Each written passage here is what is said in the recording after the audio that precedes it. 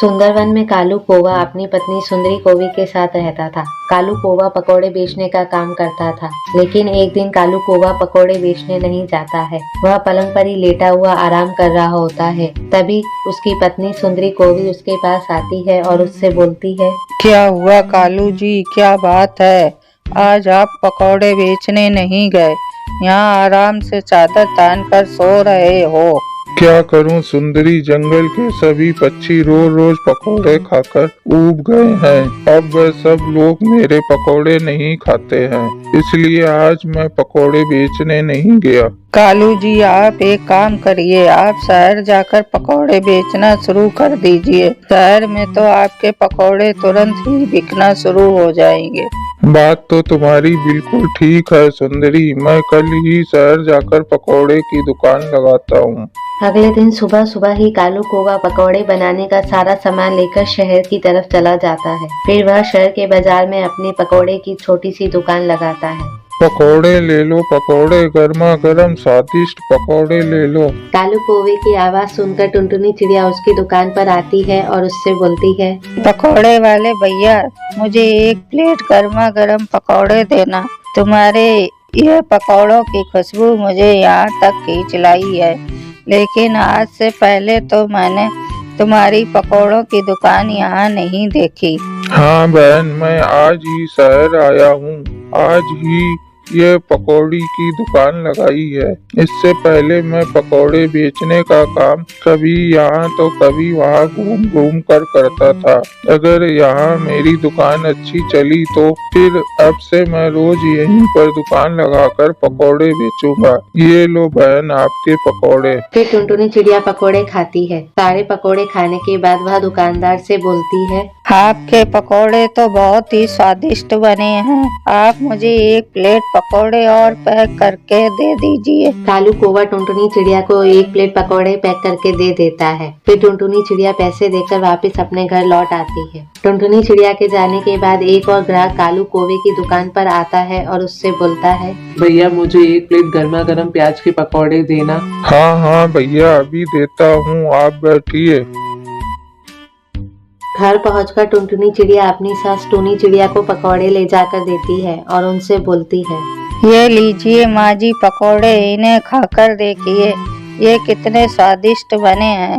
अरे टुनटुनी बहू, तुझे बाजार में फालतू पैसे खर्च करने की क्या जरूरत थी? पकौड़े ही खाने थे तुझे तो घर पर ही बनाकर खा लेती। माँ जी, बाजार में पकौड़े की इतनी अच्छी खुशबू आ रही थी कि मुझसे तो पकौड़े खाए बिना रहा ही नहीं गया। मुझे तो पकौड़े बहुत ही स्वादिष्ट लगे, इसलिए मैंने एक प्लेट आपके लिए भी पैक करवा लिए। आप जरा पकौड़े खाकर तो देखिए, आपको भी अच्छे लगेंगे।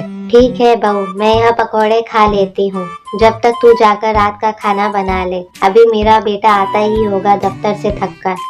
फिर टुनटुनी चिड़िया रसोई घर में जाकर रात का खाना बनाने की तैयारी करने लगती है। वहीं दूसरी तरफ शाम होते होते कालू कौवे की दुकान पर सारे पकौड़े बिक जाते हैं। दिन भर में पकौड़े बेचकर जितने भी पैसे जमा होते हैं, वह सारे पैसे कालू कौवा खुशी खुशी अपने घर ले जाता है और घर ले जाकर अपनी पत्नी सुंदरी कौवी से बोलता है, ये लो भगवान, ये पैसे रख लो अलमारी में। आज शहर में पकौड़े बेचकर बहुत अच्छी कमाई हुई है। अब से मैं रोज शहर जाकर ही पकौड़े बेचूंगा, वहाँ मुनाफा अच्छा मिलता है। इतने सारे पैसे देखकर सुंदरी कौवी बहुत खुश होती है और फिर वह सारे पैसे ले जाकर अलमारी में रख देती है। ऐसे ही कुछ और दिन बीत जाते हैं।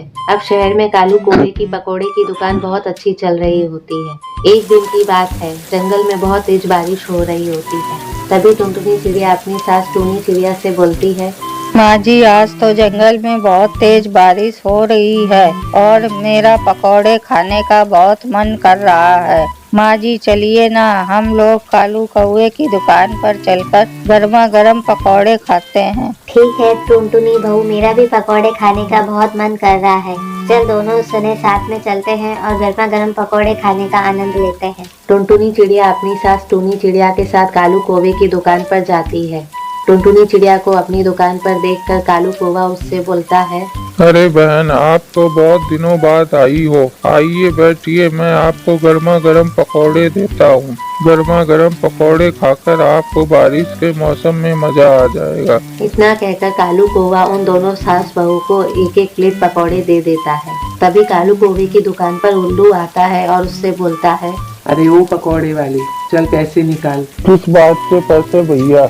यह जो तूने पकौड़े की दुकान लगाई है, उस दुकान को लगाने के लिए तुझे मुझे हफ्ता देना होगा, और अगर तूने मुझे पैसे नहीं दिए तो मैं तेरी यह दुकान तोड़ दूंगा और सारा सामान भी बाहर फेंक दूंगा। कालू कौवे और उस उल्लू के बीच में बहस शुरू हो जाती है। यह सब कुछ देखकर टुनटुनी चिड़िया तुरंत ही पुलिस को फोन कर देती है और फिर वह कालू कौवे से बोलती है, कालू भैया, आपको बिल्कुल भी डरने की जरूरत नहीं है। इस गुंडे को आप एक भी पैसा मत देना। मैंने पुलिस को फोन कर दिया है, कुछ ही देर में पुलिस भी आती होगी। पुलिस का नाम सुनकर उल्लू तुरंत ही वहाँ से भाग जाता है।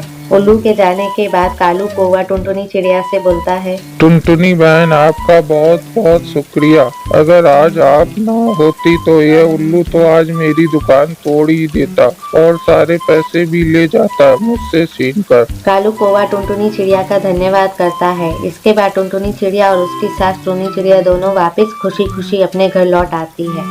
उस दिन के बाद से टुनटुनी चिड़िया को जब भी पकौड़े खाने का मन करता था, वह कालू कौवे की दुकान पर चली जाती थी और जी भर के पकौड़े खाती थी। कालू कौवा अब टुनटुनी चिड़िया से पकौड़ों के पैसे नहीं लेता था, क्योंकि उस दिन टुनटुनी चिड़िया की सूझबूझ से ही कालू कौवे की पकौड़ों की दुकान बच पाई थी।